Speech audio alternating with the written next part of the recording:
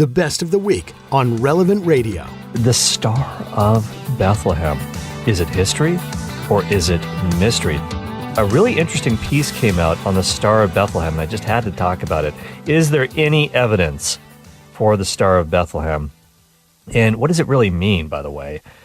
From a theological perspective, is there anything in play here that we maybe haven't considered? There actually is, and I'm going to tell you about an interpretation of the Star of Bethlehem that was super popular in the early church, but it was actually outlawed later on. It was deemed a heresy, a false teaching by one of the councils of the church. So we'll get into that little mystery. This piece was written by the great Professor Donald DeMarco. I don't know if you know Professor Donald DeMarco. You might have heard of some of his books. I've always loved his writings, and he's a professor emeritus at St. Jerome's University in Waterloo, Canada. And he starts off by talking about the German philosopher Immanuel Kant remarked that there are actually two things that used to fascinate him. Number one, the moral law within each person, and the starry skies above. So those are the two things that used to fascinate him. We all have kind of a universe within, don't we? There's a moral law within, and then there's a universe without. There's the starry skies above. That is super intriguing to me, because this idea of what governs the moral law, that's the field of ethics. And of course, the study of the skies, the stars, the planets, astronomy. But Donald DeMarco says that the knowledge that we have gained by these two pursuits leaves much to be understood. They begin solidly planted in reason, he writes, but very soon they enter the domain of mystery. How does it come about that order can be inscribed in two such widely disparate areas? Perhaps it is true that God is everywhere, and yet he himself remains a mystery. And I like how he sort of starts off with this idea of ethics and the starry skies, the universe within and the universe without, if you will, because the universe within, but then, of course, there are the starry skies above and astronomy. And this is really where the Star of Bethlehem comes into play. We're going to hear a lot about this, of course, in the coming weeks. People are going to be questioning. You're going to be probably seeing a lot of programs, a lot of YouTube videos, a lot of stuff in media, a lot of articles, a lot of tweets, a lot of posts questioning the historicity of the Christmas account. I've dealt with that many times in the past, and we'll deal with it again. The reality of the existence of Jesus Christ. He was a real historical person. He clearly had to have been born if he was in history, and historians wrote about him, even outside the Bible. But some people think that in the Gospels of Matthew and Luke, they say, yeah, I just don't buy the Christmas narrative. I think it's fanciful. I don't think things really happen that way. It doesn't seem plausible to me.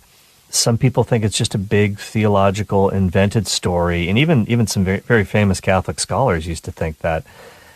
Not so fast. Let's look at the evidence. Let's just talk about this one thing today, the Star of Bethlehem. Let's go back to what Dr. Donald DeMarco says about Matthew chapter 1. He says, quote, "The most fascinating story concerning the starry skies is the account we find in Matthew chapter 1 about the Magi, who followed a star that led them to Bethlehem and to the newborn babe, the King of the Jews. Was this story, which has been enjoyed and celebrated for more than 2,000 Christmases throughout the world, a historical event, or is it a mystery that belongs to the world of myth? Has it been in any way corroborated by astronomers who laid their claims on the basis of pure science? And who would these astronomers be?" Okay, so this is a very good question. This is a very good thing that we should be listening to here, because there will be doubters. You can bet your bottom dollar on that one. So let's talk about this. So he mentions Friedrich Wieseler. And Friedrich Wieseler lived from 1811 to 1892. Now, Friedrich Wieseler appears to have discovered a reference in Chinese chronological tables that in the year 4 BC, a bright star appeared and was visible for quite a long time. Have you ever heard about this before? This is pretty amazing. What about Johannes Kepler, late 16th, early 17th century? We've all heard of Kepler.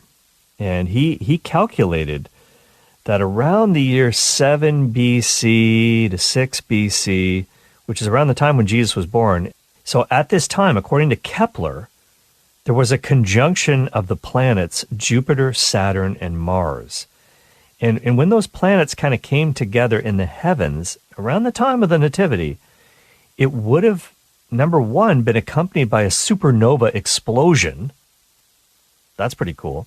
These three planets together, rather, Jupiter, Saturn, and Mars, would have seemed like an extremely bright star in the sky because they're kind of all together, jumbled together. It would have been quite an appearance. And he said that it really would have appeared like a bright star over Bethlehem. Well, and he's not the only one. These two are not the only one. Wieseler, Kepler. There's also the Viennese astronomer, Konradin Ferrary Dociepo.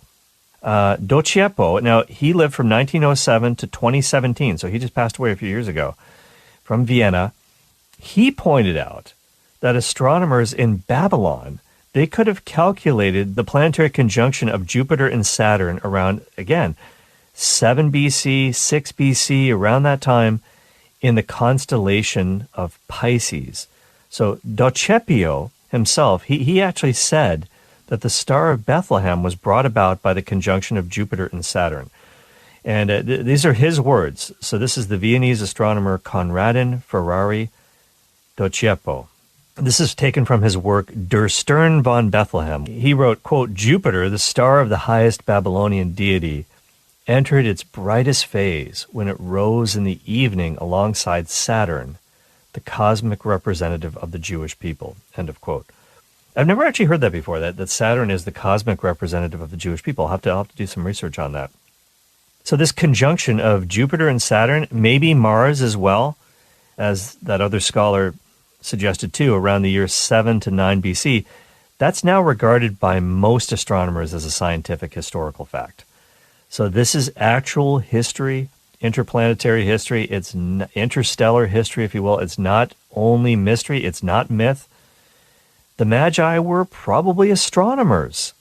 There's a big debate about whether or not the Magi were pagans or Jewish, whether they were somehow part of the diaspora, but they seem to have known the Old Testament somehow, or maybe were tipped off by Jews that they were in contact with. What could this possibly mean? And we're going to tell you in just a second where in the Old Testament there's a prophecy about a star, because a lot of people don't know where this comes from.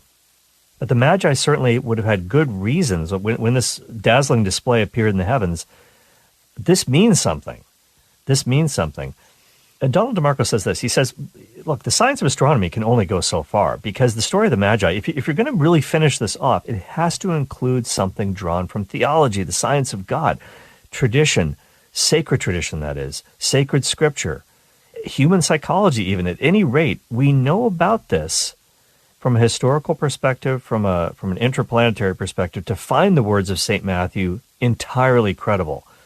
Now, when Jesus was born in Bethlehem of Judea in the days of Herod the king, behold, wise men from the east came to Jerusalem, saying, Where is he who has been born King of the Jews? For we have seen his star in the east, and we have come to worship him. End of quote. That's obviously from Matthew. And so DeMarco kind of concludes by saying, hey, we should be able to really take some confidence in this, that the Star of Bethlehem is belonging to both history, as the astronomers have attested, and also to mystery. Because when we talk about, he doesn't get into this, but when we talk about the concept of mystery in the Catholic Church, gift and mystery, that was one of the writings of JP2, mystery does not mean an unsolvable puddle or a whodunit, something like an Agatha Christie novel or Sherlock Holmes or Father Brown mysteries from Chesterton, if you prefer. A mystery is a truth that's so deep that we can know that it's true because God has revealed it, but we'll never get to the bottom of it. Like the Trinity, the reality of God being a trinity of persons. No human mind can fully comprehend the Trinity, but we can still know that it's true. And if anybody has said that they've mastered the Trinity, they completely understand it. That person is a heretic, according to the Church.